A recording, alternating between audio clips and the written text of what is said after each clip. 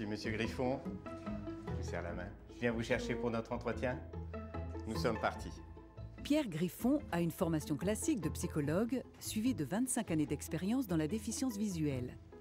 Il suit les patients comme Madame Bonti tout au long de leur prise en charge, afin qu'ils intègrent leur déficience comme une réalité surmontable et qu'ils aient une meilleure représentation d'eux-mêmes pour se projeter dans l'avenir. Voilà, vous suivez mon bras, vous arrivez au fauteuil. Installez-vous. Je vais refermer la porte. Une fois qu'on a la formation de psychologue, pour se spécialiser auprès des personnes déficientes visuelles, il existe en fait des associations professionnelles. Il y a une association de langue française, l'association de langue française des psychologues spécialisés pour handicapés de la vue, qui regroupe en fait tous mes collègues qui travaillent dans le même secteur, dans l'enfance, la personne adulte ou la personne âgée, et ça nous permet de nous retrouver régulièrement, de faire des publications, d'échanger du savoir.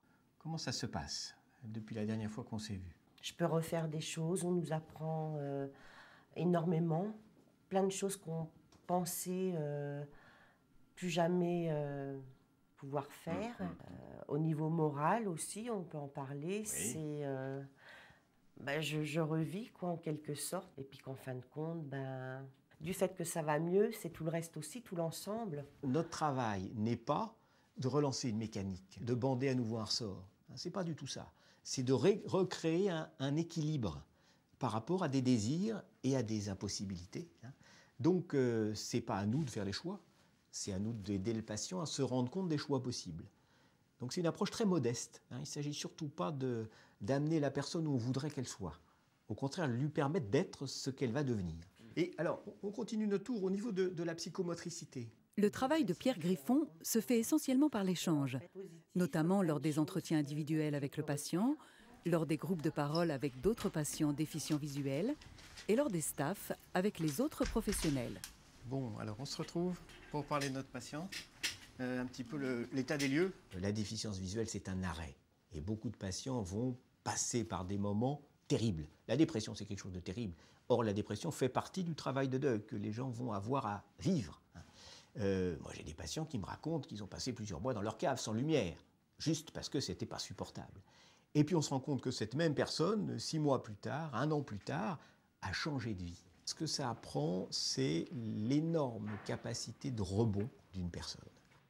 Voilà, bon courage, bonne suite à vous. Merci bien, monsieur Griffon, c'est gentil, voilà. Merci. Au revoir. Au revoir. Vous allez me prendre le bras, la technique de guide. Voilà. Tenez-moi bien là, au niveau du coude. Voilà.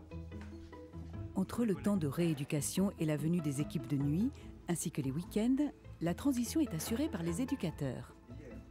À l'instar de beaucoup d'autres praticiens, Christian de Franlieu ne s'est pas spécialisé lors de sa formation, mais au cours de ses années d'expérience.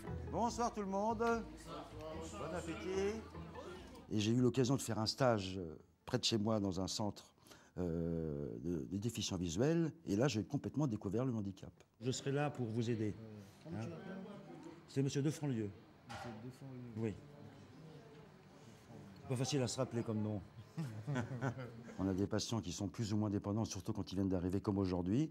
Le monsieur qui est arrivé de Guyane. En général, ils ne connaissent pas les lieux, les locaux, donc on va les accompagner dans la chambre, en salle à manger, ou s'ils veulent venir au salon. C'est une aide aussi à table pour pouvoir manger correctement. Vous avez les pâtes que vous avez faites. C'est vous qui les avez faites. Hein? Si je finis pas, je fais quoi? Comme d'habitude. Je laisse. Voilà, vous finissez pas. On voit à peu près où en sont les patients au niveau de leur tenue à table, comment ils s'organisent, et s'il y a des problèmes, on peut en parler aux éducateurs qui ensuite travaillent ces problèmes avec eux pour que le patient soit le plus autonome possible à table. C'est pour vous dire que ce soir, on va organiser une activité musicale, une petite chorale improvisée. Tout le monde est le bienvenu, vous pouvez chantonner, vous pouvez écouter, vous pouvez même dormir, sauf éviter de ronfler parce que c'est gênant. C'est une poupée.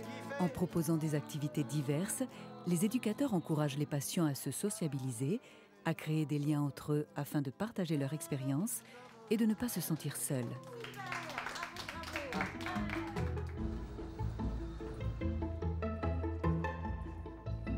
En dehors d'une réadaptation en hôpital ou en centre spécialisé, il existe aussi, dans certains cas, un accompagnement à domicile.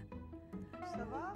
Comment tu vas? Ça va très bien. À Bordeaux, Anaïs Dubois est titulaire d'un DEAVS, diplôme d'état d'auxiliaire de vie sociale. Une auxiliaire de vie sociale accompagne les personnes non-voyantes dans tous les aspects de la vie quotidienne où ils ne peuvent pas se débrouiller seuls. Ça va être de l'administratif, ça va être les courses, ça va être l'entretien du domicile, ça peut être aussi tout l'accompagnement socio-culturel. On est en train de préparer la liste de courses avec Lydia. On fait le point sur ce qu'il y a dans les congélateurs et dans les frigos. Ah, c'est du poisson. Les objectifs du métier sont avant tout le maintien de l'autonomie. Donc travailler sur l'autonomie de la personne. Tout ce qu'elle peut faire seule, elle le fait. Et là où elle a besoin d'aide, on l'aide. Le maintien du lien social, parce que des personnes qui sont atteintes de handicap sont en risque d'isolement. Donc l'auxiliaire est quand même une porte vers l'extérieur. Je crois que de tout temps, j'ai aimé faire du social. J'ai toujours été quelqu'un qui aide les gens. Et c'est quelque chose que j'aime faire. J'en ai fait un métier finalement. Comme quelqu'un qui aime bricoler va devenir artisan, moi j'aime aider les gens, donc j'en ai fait un boulot.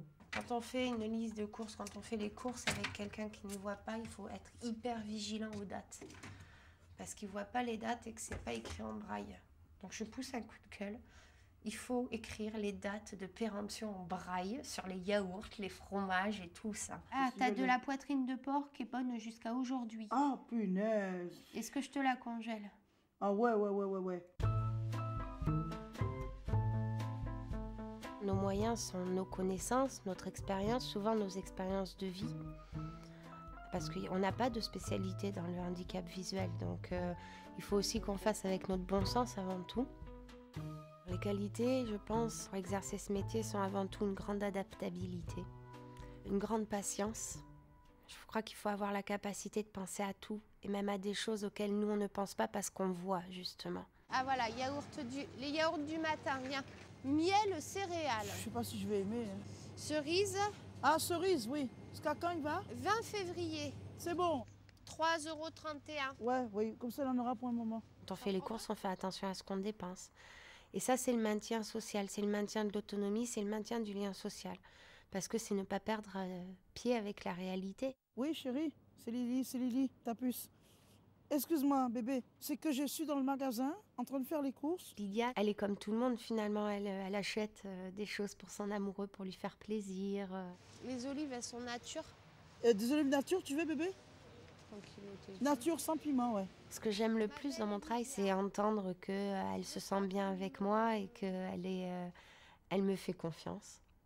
Cette confiance encore qui est lourde à porter, mais qui fait tant de bien aussi. C'est comme une maman, c'est comme quelqu'un avec qui je peux me confier, vous voyez. Les autres aussi sont gentils, mais c'est pas pareil, c'est différent. C'est différent. Ils sont sympas, attention, je ne dis pas qu'ils sont méchants, mais ils sont gentils aussi les autres. Mais on peut avoir une préférence pour une personne, je sais, vous voyez. C'est Anaïs. Parce que le courant est très bien passé.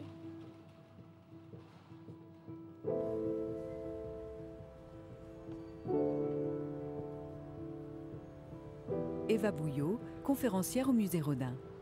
Je voulais déjà vous dire bienvenue au musée Rodin. On va pouvoir toucher à main nue les œuvres. Il va aussi être une visite descriptive avec des informations sur la vie de Rodin, les circonstances de la création de l'œuvre. Pour une personne déficiente visuelle ou non-voyante, sortir seule est une démarche difficile. L'objectif de l'ensemble des accompagnants professionnels est de leur montrer qu'il est possible d'acquérir plus d'autonomie. Les éducateurs de la Fondation Sainte-Marie, en organisant une visite tactile au musée Rodin, mettent en confiance leurs patients.